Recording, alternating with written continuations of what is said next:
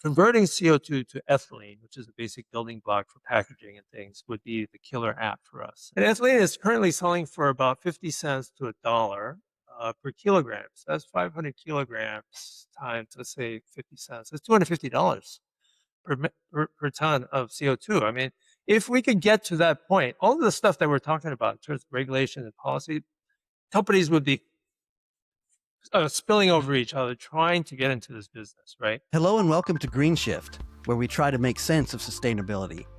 I'm your host, David Austin, and I'm joined by my co-host for the day, James Balzer, affiliated expert at the Center for Strategic Energy and Resources, CSER.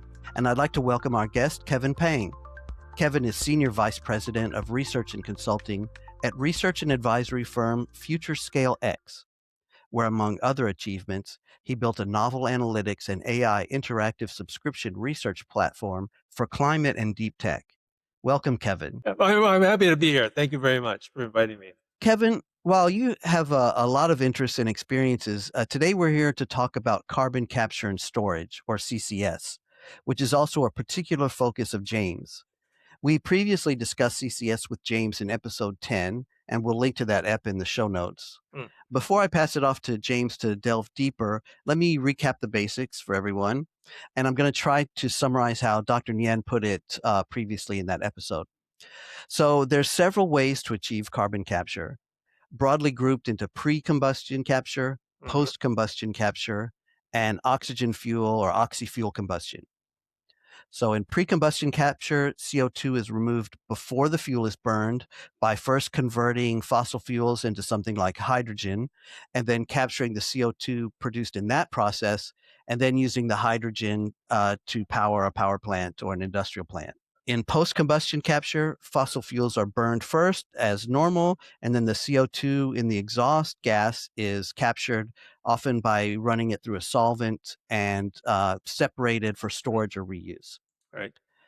And then oxy-fuel combustion, fuels are burned in pure oxygen rather than air, which produces exhaust with a much higher CO2 concentration, which makes capture easier. So with that out of the way, so everyone kind of has a level playing field to get started, James, I'll turn it over to you, and you can ask Kevin all your probing questions. Well, wonderful. Well, no, Kevin, it's fantastic to have you on the podcast and your wealth of experience in CCS and understanding supply chains and tech stacks in the Asia-Pacific region is invaluable information in an era where the Asia-Pacific is becoming the tip of the spear for the global economy. But at the same time, there is increasing urgency for decarbonisation. So accounting for those two things, understanding the role of CCS as a transitory technology to enable the transition in a pragmatic way is a very critical discussion. And so on that note, I guess the first sort of thing to think about is when we talk about regional CCS in Asia, a lot of the focus is on national policy settings. But if we look at the tech and infrastructure stack, like capture standards, pipelines, shipping, storage, monitoring, where do you see the biggest misalignments today between Japan, ASEAN, and Australia? Where is harmonization actually most achievable in the near term, rather than just having fragmented national regulations?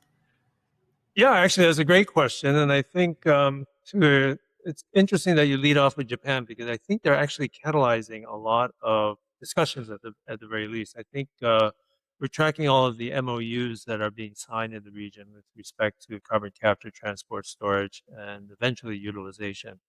And we note that there's probably about a dozen MOUs that Japan has signed, and they're doing it with Malaysia, Indonesia, and Australia. And they have a 2030 target of trying to offload maybe 6 to 12 megatons by 2030. But the question, of course, is where to store it. They don't have the capacity to store it. So, which means it has to be shipped, which means we have to actually have cross-country, cross-border agreements in place. So I think what we're going to see over the next few years is a lot of experimentations from ship to shore, from shore to ship, and then from ship to location and injection site. And I think the Japanese are keeping all their options open. And if we look at Indonesia, Malaysia, they've got so much of storage capacity, right? Exhausted wells, salt caverns, that they're all trying to create CO2 storage hubs, as well as Australia. So I think there's a lot of options for storage going down the road here. The question is transport. That's really the big question. Transport specifically, let's go into detail about that. Is the economics of transport, is that the problem? It's just uneconomical with the current regulatory environment, or is it an issue of Yeah. geopolitics? Yeah. So the economics is really kind of interesting. There's two aspects to it. One, of course, is the actual physical aspects, and then, of course, there's also waste, right? And there's two types of waste. But as far as we can tell, to capture, to transport, and to store carbon is going to cost on the order of about 175 US dollars per megaton, give or take, right? Depending on your energy sources, geography, et cetera. And so that's pretty expensive.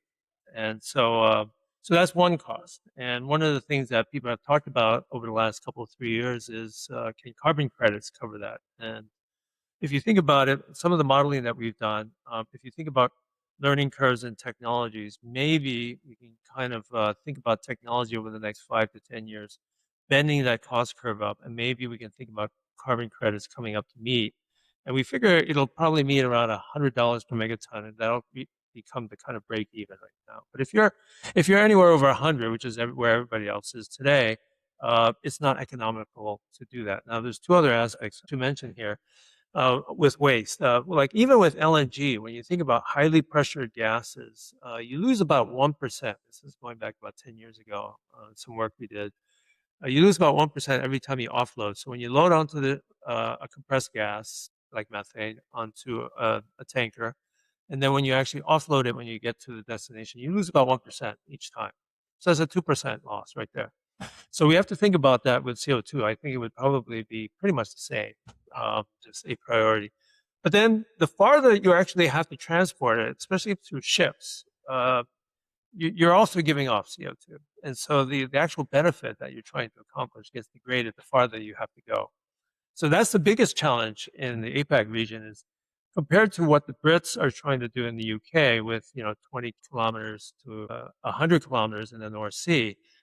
We would need pipelines that are probably 1,000 kilometers, 2,000 kilometers. Now, that's not impossible because that's already being done in the North Sea for natural gas, right? But it has not been done for CO2. And so the economics of that actually has to be worked out as well. And it reminds me a bit of the discussion around the ASEAN power grid, because that whole discussion depends on undersea cables being able to be connected between all the ASEAN countries. Right. But the economics and the engineering of that are very difficult, in addition to some of the politics in the region as well. Do you see kind of a similar shared challenge between undersea cables for transmission of energy and pipelines that transfer between countries in the region as well? Yeah, you probably know a lot more about that than I do, James. But I would say one of the challenges is, of course, you're on the Pacific Rim. And so the undersea geography and stability is kind of more at play here than it would be in the North Sea. And so that actually creates a bit of a stumbling block, I think, in terms of stability. Now, having said that, I think there's a great deal of expertise that's being built up right now by the Europeans that actually is addressing things like the technology stack, right? The actual cost, laying down the pipeline, the transfer stations that you need, the tracking technologies that you need, what people refer to as MRV technologies, measuring, reporting, and validation. I think all of these things are being worked out, but they haven't been worked out at quite the transnational level that you're talking about with the ASEAN region, right? So what happens when you have a molecule of CO2 coming from South Korea or Japan, and it's coming into Malaysia or Indonesia, or even all the way down to Australia, and maybe bits of it are being stored here and there? How do you actually track all of that and verify? This actually segues very nicely to my second question, which is to do with the fact that CCS in this region is increasingly being designed as a cross-border system, with CO2 captured in one country, transported through another, stored offshore elsewhere. From a governance perspective, what needs to change for regulators to treat CCS more like a shared infrastructure or rather than a purely domestic climate tool? So this goes back to MRVs, for example. It goes back to carbon credits, even in cross-border trading of carbon credits. So let's sort of unpack that in a bit more detail as a segue from the first question. Well, I would say it's. I'm actually quite hopeful. I mean, I see a lot of cooperativity in the region, and I'll use an analogy. I was talking to some folks in Singapore and the government there, and not about CCS, but about data centers. And they said, look, we could actually compete with Malaysia and Indonesia, our nearest neighbors, in terms of power access, data centers, fighting for competition, customers, competing for customers. Or we could actually sit down, maybe a three-way dialogue between, say, Singapore, Indonesia, and Malaysia, and basically figure out, okay, what cross-border agreements do we need in terms of access to energy? How do we actually set up data centers that make sense for all three of us? So when I heard that, I thought, oh, this is actually pretty good. I mean, it's not something that the U.S. does with our nearest neighbors, just by way of contrast. Hmm. So I think that I think these things will eventually be worked out, and I think the technology stack is there already. The question, of course, is in terms of the supply chain, who are the winners and losers that each government is going to allow to actually play in the space? Like obviously for Malaysia, Petronas is a majorly big player. Japan is already setting up a lot of bids, as we understand it, for their companies to actually get involved in CCS. And so I think over the next year or two, the big players will be sorted out. The question, of course, is how do we fill in the rest of the supply chain? But I think to your question, James, in terms of regulations and policy, it is actually a very tricky thing. You guys know this. I mean, there's the policy itself, and then there's the enforcement of the policy. So are you going to use carrots or are you going to use sticks or are you going to use both? My guess is there's going to be a lot of carrots rather than sticks, but I could be totally wrong. And conveniently, that ties in with the first podcast on this topic I did. We talked about first and second order governance failures. So, Right. first order governance failure is, does the regulation align with the incentive structures needed? Number one. Even if it Yep. does, though, does the government actually have the capacity to enforce the regulation, which Right. includes MRV, for example? You need to be able to evaluate and improve regulation as well, because you can have all the best regulation you like, but if there's not the capacity and the will to enforce it, it almost may as well not exist. It's a market signal at best at that point, but it's not genuinely leading to substantial change the way it's intended to. So I think it's important to think about that there is different policy capacities among different countries in ASEAN, and different Yes. political systems and different political environments as well. So we all like to think it's all about engineering and economics, but you have to also account for the political element as well, which influences the governance domain of CCS in a transboundary context. Yeah, I think so. And if you think about Singapore and Japan, coming back to Japan, I think a lot of CO2 emissions, no real good way to actually store it, and so they're dependent. So I think those two will probably be the catalyst for these things. And of course, when I look at it from the Indonesia Malaysia perspective in terms of having all of these great storage capacity, I would say they're going to be quite cooperative in terms of actually trying to actually build this. Now, the thing that's interesting is we're still looking at it as a regulatory policy driven market, and it is. But the question, of course, is what happens to all that CO2 when it's stored for all that time? And the reason I mentioned that is years ago, I was working with a client and they were very excited about a ruthenium type of catalyst. I, I promise this rabbit hole actually is related to your question. is They said, look, converting CO2 to ethylene, which is a basic building block for packaging and things, would be the killer app for us. And we think these rare earth elements are the way to go. One, they're very expensive. Two, regenerating them as exhausted catalysts, the technology didn't exist at the time. But if you think about it, a molecule of CO2 can be converted to ethylene. So it's basically the stoichiometry is 1 to 2. So a megaton of CO2 can make half a ton of ethylene. And ethylene is currently selling for about 50 cents to $1 per kilogram. So that's 500 kilograms times, let's say, 50 cents. That's $250 per ton of CO2. I mean, if we could get to that point, all of the stuff that we're talking about in terms of regulation and policy, companies would be spilling over each other, trying to get into this business, right? Right now, it's sort of like it's so expensive, it's so time consuming, it's fraught with, of course, industrial safety concerns and all of that.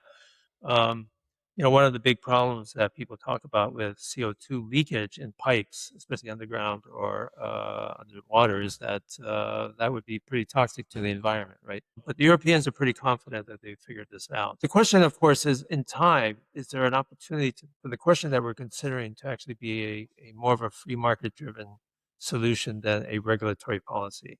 And I think the answer is for the next 10 years, we actually have to use the stick somehow, getting to that second order that you were talking about, James. Not in a way that actually disincentivizes innovation, but one where there's actually kind of indirect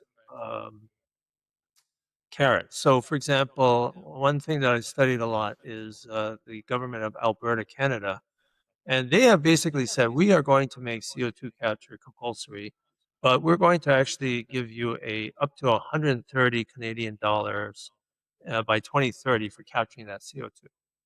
And at a 70% conversion rate for US dollars, that's about $90 US dollars. Now we're getting to that $100 per credit tipping Mm-hmm. point that I was talking about.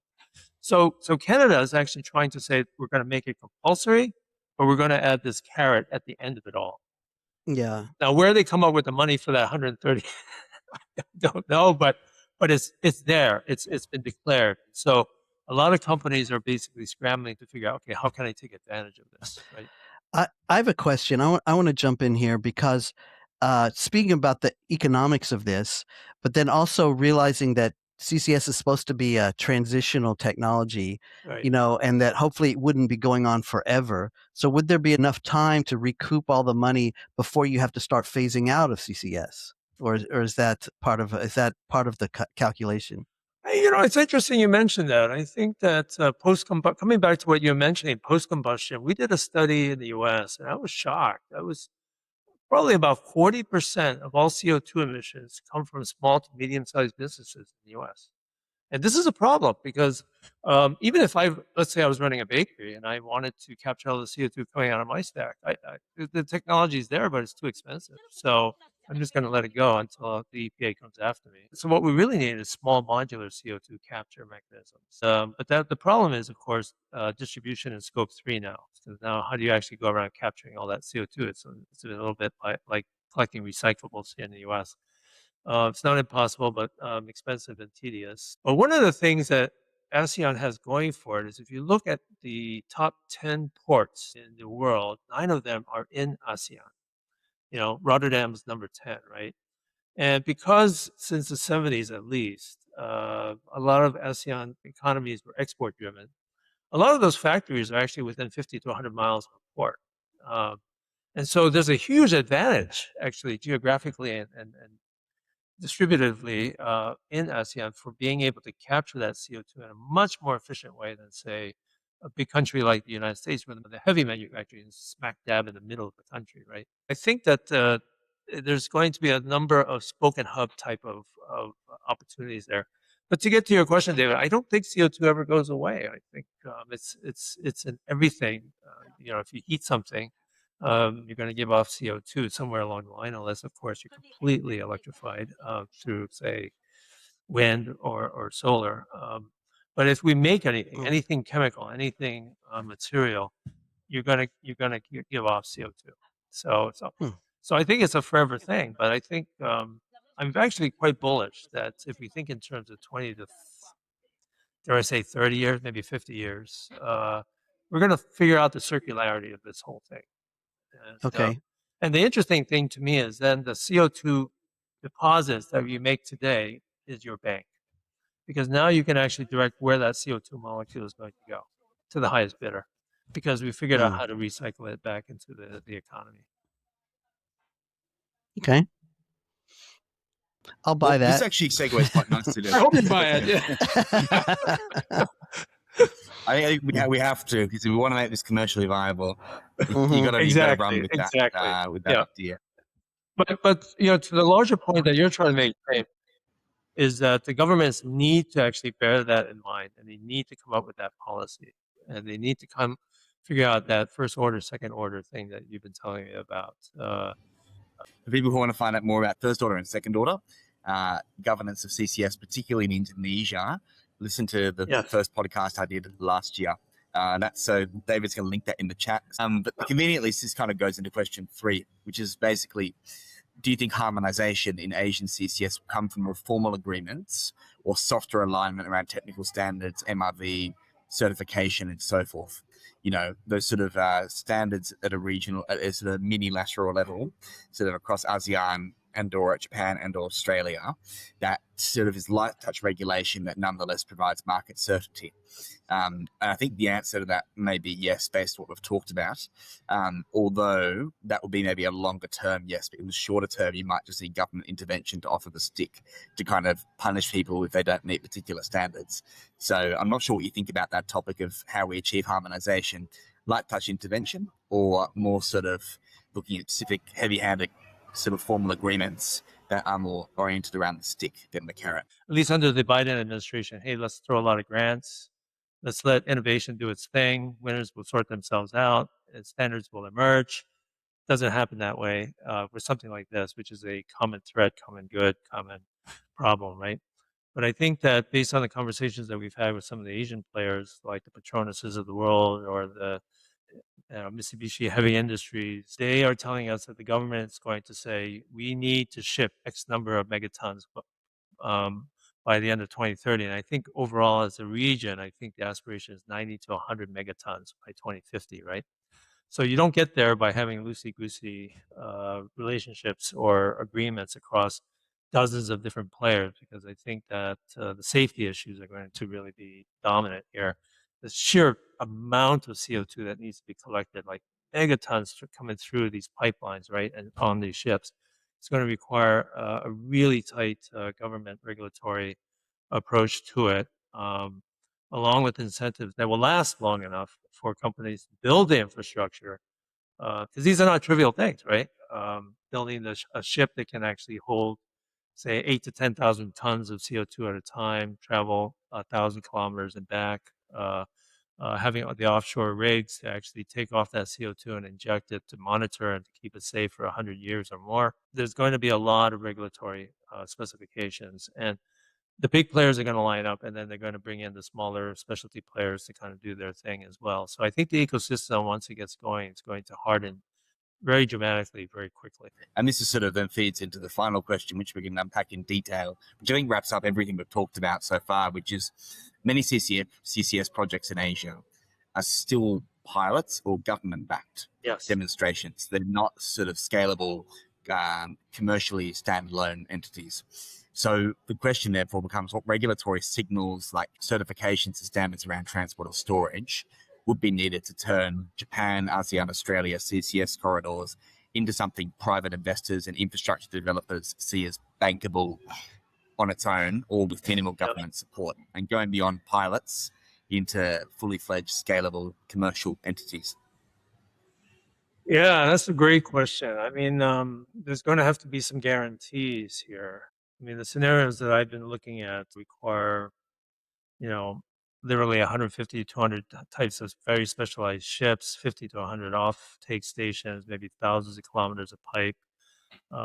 This is not something that can be jump-started with private equity or private funds here. So in Indonesia and Malaysia, you have, and to a certain extent, the Philippines as well, you have national oil corporations, and so it's kind of a quasi-public, quasi-private. So I think that actually is an advantage relative to what you're pointing towards, James, to kind of get the will and the way aligned. In terms of actually getting full-on cooperation, it's going to be sort of like what the UK is doing, which is incentivizing some of the companies in these industrial hubs that are near shore to participate. I think there's a lot of tools in terms of subsidies, grants, tax breaks, etc., that people can actually take advantage of if the governments actually were creative enough to put that together. But I think, as you're intimating, that does not yet exist. The imagination, the creativity has to be kind of brought in from the outside to kind of stimulate them to think about these things from the private sector point of view, especially given the scale of what we need to accomplish over the next 10 years. Yeah, and this almost, if you think about Southeast Asia, especially places like Indonesia, there's a lot of state-owned enterprises like Pertamina and the PLN, to name two, right, out of a lot across Southeast Asia. And that state-owned enterprise model, the idea in theory is you achieve a blend of a commercial, competitive, innovative mindset that is seeking profit and efficiency with value and public purpose mandate as well. So you can kind of behave in ways that are, I guess, more concessional to normal commercial standards and thresholds. That a fully private sector company would be willing to, wouldn't be willing to breach, basically. And that involves, for example, investing in and working with sort of more experimental technologies that might be technologically ready, but are not commercially ready on their own 2 feet. And a good example of this is green hydrogen, for example. This technology can work, but it needs government intervention still to be commercially scalable. And state-owned enterprises could play a role in that, for example. I wonder if sort of CCS is the same, whereby even if you don't have the market sort of regulatory boundaries, like a regional carbon credit market, for example, or standards around certification, so standards around storage, transport, and MRV, for example, could state-owned enterprises kind of take sort of the hit, if you will, of dealing with something that is technologically ready but not commercially ready, but ultimately providing a bit of a sort of clearing the way, I guess, providing a bit of a market signal that whereby other private sector actors and financiers might come in and actually begin to sort of see state-owned enterprises as deep riskers of what is seen as quite a risky domain so far. It's an interesting thing to explore, I think. It is. And you come back to technology development. I mean, green hydrogen is something that's captured the imagination of many companies. But I come back to a quote from the CEO of ArcelorMittal. He said, we've taken over $1 billion from the EU in grants to explore green hydrogen. And green hydrogen for a steelmaking facility just doesn't make sense economically because of the sheer amount of energy that needs to be generated and used. It may work for other types of businesses, but for that industry, that's tough. And so I think we're going to have to pick our spots, and maybe it's not so much the heavy industries, which actually brings up an interesting point. I think that we're going to have to actually start with some industries and start collecting them in very small batches and then not take a whole lot of risk and then just sort of do proof of principle. And I think that's what Japan is doing with their MOUs. They're not promising megatons. They're just saying, look, let's just get these things together. Let's get the technology stack. Let's get the regulations together. And then let's pick an experiment to do. And I think just last August, I think the Northern Lights project in Norway took its first CO2 load from a ship from a single factory, right? A single manufacturing, just to prove that, hey, you could actually load it up, capture it, put it on a ship, move it to the port, inject it into the pipe, get it into the ground. And so I think we just need to kind of engineer for those small wins. But going to Indonesia, it's really quite interesting. I attended an energy meeting about a year and a half ago where a representative from Indonesia came, and she pointed out something very interesting, which I should have known, but I really didn't appreciate until she uttered these words, which is every single coal-fired plant in the United States is over 30 years old. So we fully advertise that, all of that, right? So it's just a question of flipping off the switch for that thing and turning on the switch for whatever replaces it. In Indonesia, she said the average age of the average coal-fired plant is 10 years. So we got another 20 years to go. We've got 230 of them fired up and another 40 or 50 of them in planning.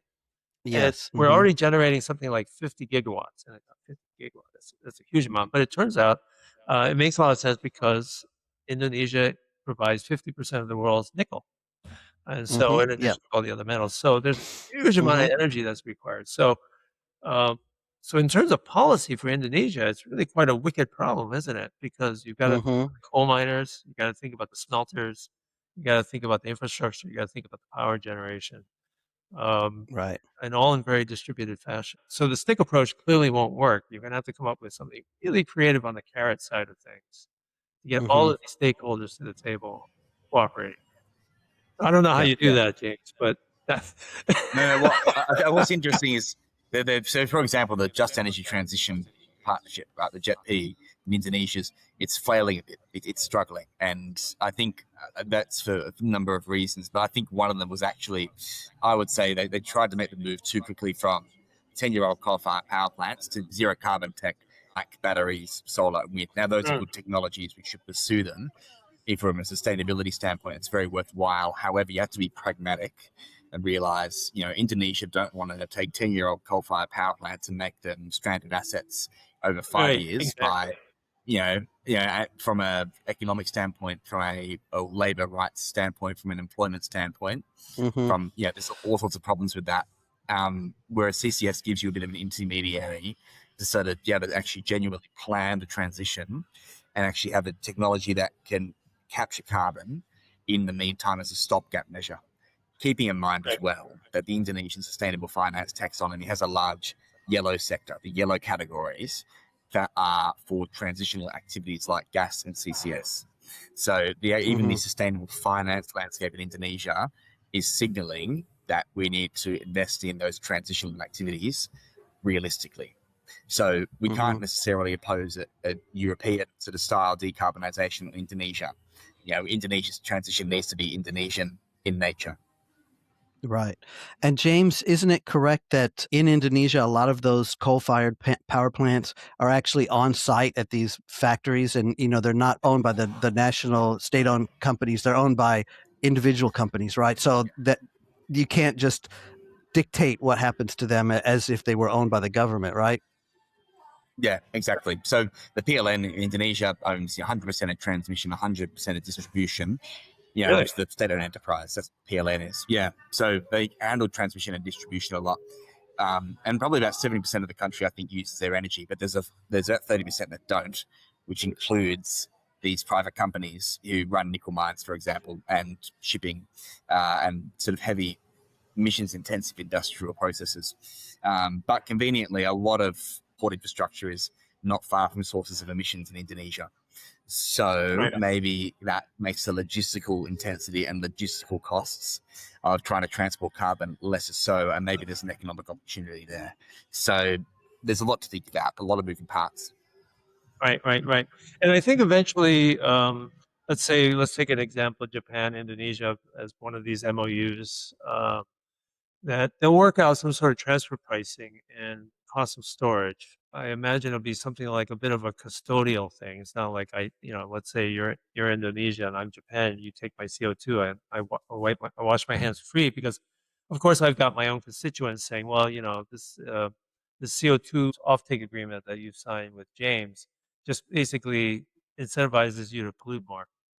Right. So, and I said, no, that's not the case. What we're really doing is building the future of CO2 circularity, but you still have your stakeholders that you've got to manage. But I think that coming back to this idea of CO2 as a resource, I think if I were Japan, I would say I want to make sure that I still have custody of that CO2. Um, but I also want to make sure that if there's a leak on your end, that it's not my liability, right?